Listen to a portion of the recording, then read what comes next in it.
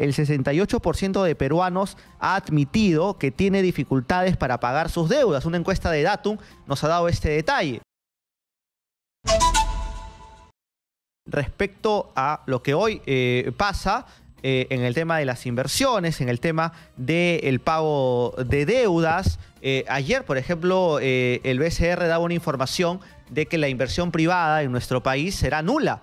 Y esto sí preocupa porque, digamos, inversión privada es sinónimo de trabajo, es sinónimo de empleo, sinónimo de obtener dinero para la familia. Y si no hay inversión privada, pues tampoco hay trabajo. Entonces, esto es importante. Y esto se refleja, por ejemplo, que el 68% de peruanos ha admitido que tiene dificultades para pagar sus deudas. Una encuesta de Datum nos ha dado este detalle.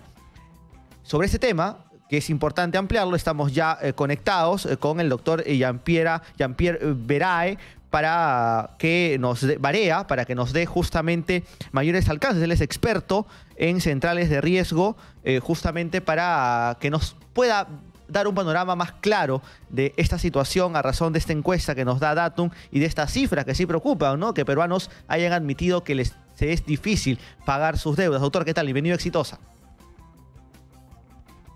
Buenos días, gracias por la invitación. Claro que sí, mira, te comento, en relación al año pasado, tenemos que tener un punto fluctuante y bastante importante en la economía es con respecto al tema de la pandemia. Si bien es cierto, ya se pudo estabilizar un poco el tema de salud, estamos viviendo los estragos del año pasado, del estrago económico y el tema de salud que hubo con el tema del COVID-19. Muchas personas, si bien es cierto, se han recuperado y la economía está un poco más estable, estamos viendo los estragos de toda la coyuntura del año pasado y el año antepasado. Si bien es cierto, la economía actual se ha podido ver estabilizada un poco, como por ejemplo con el tipo de cambio, el pago de las deudas de los peruanos se ha visto en decremento, ¿no? Sí. En uno de los países con el mayor alto interés a nivel de la región, ahora también es uno de los países con el mayor alto grado de morosidad en el país, ¿no? De la cartera morosa más grande. Esto se debe a todos los estragos de lo que ha pasado con el tema económico y también, obviamente, de la coyuntura política, ¿no?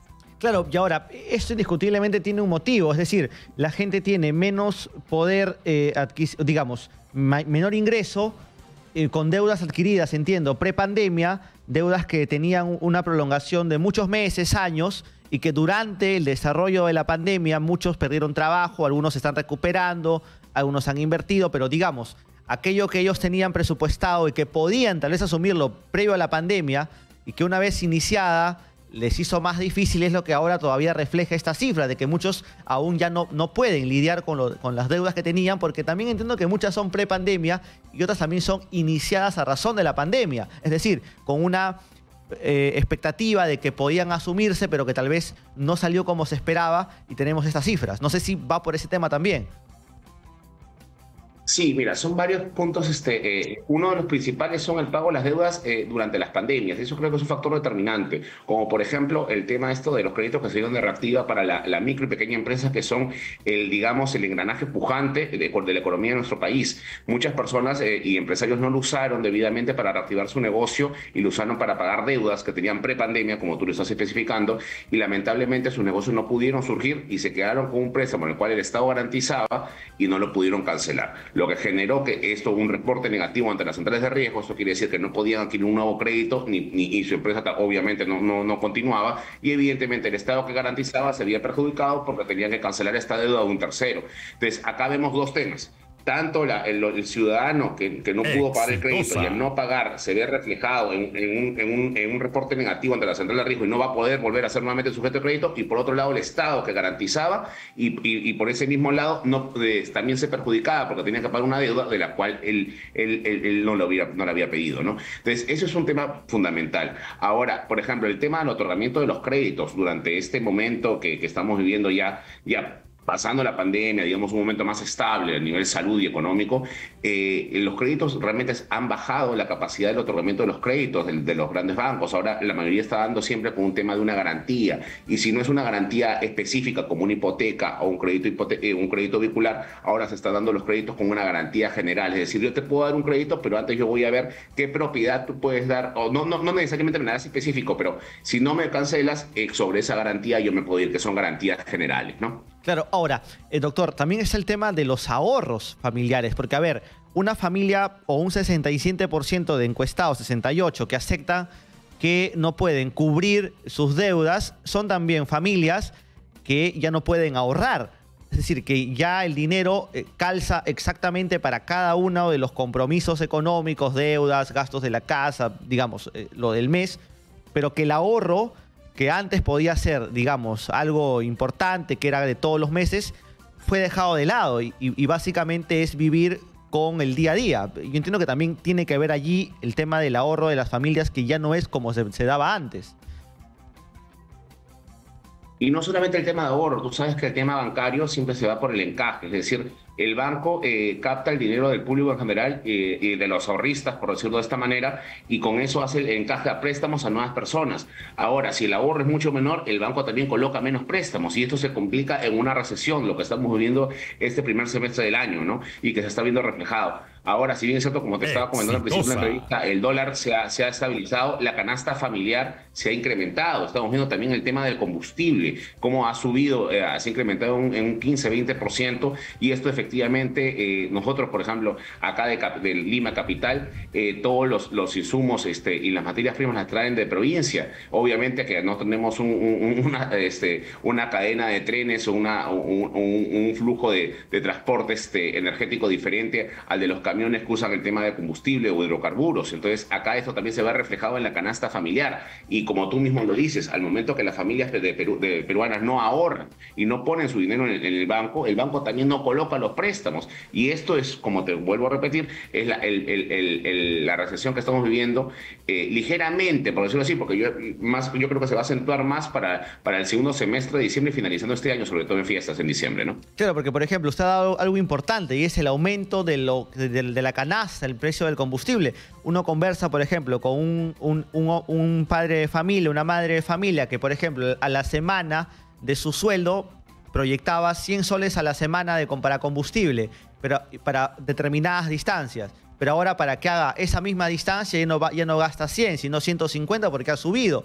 Obviamente eso también descuadra un poco lo que se tenía proyectado, porque el ingreso sigue siendo el mismo, pero los egresos son los que aumentan. Es decir, no va a la par lo que sigue ingresando, que viene siendo lo mismo, con lo que empieza a gastar porque todo sube.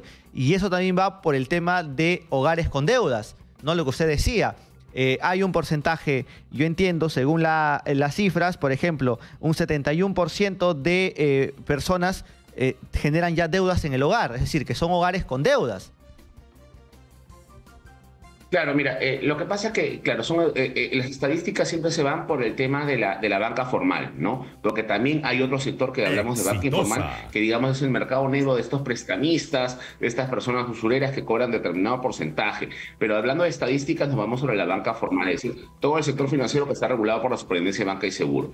Ahora, el tener deudas no es que esté mal, lo que está mal es generar la morosidad o el no pago de la deuda, ¿no? Las estadísticas pueden decir, la persona, el 75% de peruanos está endeudado, sí, pero de ese 75%, yo te aseguro que más o menos el 25 a 40% son los peruanos que no pueden pagar actualmente su deuda. Y digamos un 15 o 20% son de las personas que se encuentran actualmente en una refinanciación o un fraccionamiento de las deudas.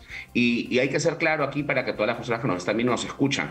El refinanciamiento es la peor opción. Sin embargo, se recomienda en los créditos vehiculares o hipotecarios. En el refinanciamiento, la persona que va a hacer la cabeza de familia, la mamá, el papá o quien sea dueño del crédito, al momento de refinanciar, primero vuelve a firmar un nuevo contrato de crédito con una nueva tasa de interés. Es decir, si antes pagaba 1.000, ahora va a pagar 500, pero lamentablemente está para el sol con un dedo, porque antes lo pagaba en 10 años, ahora lo va a pagar en 18. Va a pagar 500 en 18 con una mayor tasa de interés. Y eso también quiere indicar que mientras que la persona está pagando su refinanciamiento, está automáticamente en la categoría de pérdida, que es la última categoría de las centrales de riesgo, en la cual no le va a permitir pagar ningún crédito hasta que cancele el refinanciamiento. Y eso es a veces lo que las entidades financieras no les comentan. Eso es cierto, eso es cierto. Ahora, finalmente, una recomendación, porque usted dice algo es cierto, ¿no? O sea, el tener deuda no es malo, porque finalmente una persona que tiene una deuda adquirida, pero que es constante y paga al día, también le genera un historial crediticio bueno, ¿no? Ante el sistema financiero para poder sacar también préstamos a futuro, ¿no? O sea, eso es parte de este manejo que se da dentro del sistema financiero. Pero es decir, en estos momentos, las familias, ¿qué tienen que evaluar, por ejemplo, para poder generar una deuda o para poder ser parte de algún préstamo en entidades bancarias? Es decir, evaluar el nivel de sus ingresos, la proyección que puedan tener en la estabilidad, por ejemplo, laboral, para que puedan ellos sumergirse en este mundo financiero y adquirir deudas? Mira, lo principal, como tú mismo lo has dicho, es tener un buen historial crediticio. Es decir, si yo voy a hacer una compra, que esta compra no sea impulsiva. Si yo voy a comprar o determinado producto o servicio y lo voy a pagar a un crédito con un préstamo personal o con una tarjeta de crédito, yo poderlo saber más o menos en cuántas cuotas y proyectarme, no ser impulsivo al momento de comprar un bien o un determinado servicio y pasarlo las cuotas necesarias, porque muchas personas a veces lo ponen a 2 cuotas pensando que le va a ir bien y no se proyectan mucho, y lamentablemente en este momento que estamos viendo y la coyuntura que estamos viviendo, uno se tiene que ir a asegurar el 100 sobre 100. Yo prefiero poner en 6 u 8 cuotas, a pesar que yo lo puedo pagar en 3, y pues si es que lo puedo pagar en 3, lo pago en 3 y no en las 8, y que eso me reduce la tasa de interés. Pero otro punto fundamental, de nada sirve hablar de un tema que las personas puedan tener un historial crediticio favorable o con mayor puntaje para poder adquirir un crédito si las mismas familias no pueden ahorrar. Entonces, primero tenemos que hablar de la capacidad de ahorro del proyecto familiar para después poder hablar de adquirir o no un crédito, porque de nada sirve adquirir un crédito si ese crédito no sirve para generar capital y solamente para tapar una deuda, ¿no? Exacto, exacto. Es en realidad lo que sucede, ¿no? Muchas familias tienen deudas y se endeudan con otro punto para pagar la deuda que ya tenían y se genera así una cadena no buena. Gracias, doctor, por la comunicación. Ha quedado claro cuál es el panorama y lo que también se tiene que hacer. Muchas gracias por la comunicación. Era el doctor Jean-Pierre Barea, experto en centrales de riesgo.